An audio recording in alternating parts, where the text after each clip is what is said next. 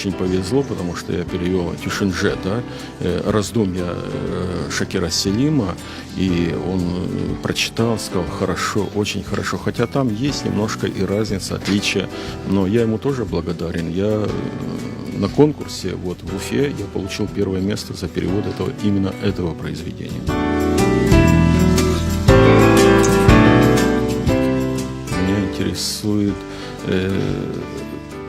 о чем человек думал, как он это передает через свой родной язык. И вот, кстати, это стихи. А проза, вот, например, меня потрясла Шевки Бектаре «Волги красное течение», и я перевел на украинский язык, ибо это такое произведение, что я говорю, я когда переводил, я видел комнату, не комнату, я видел камеру, в которой он сидел. Просто я уже так настолько был в этом образе.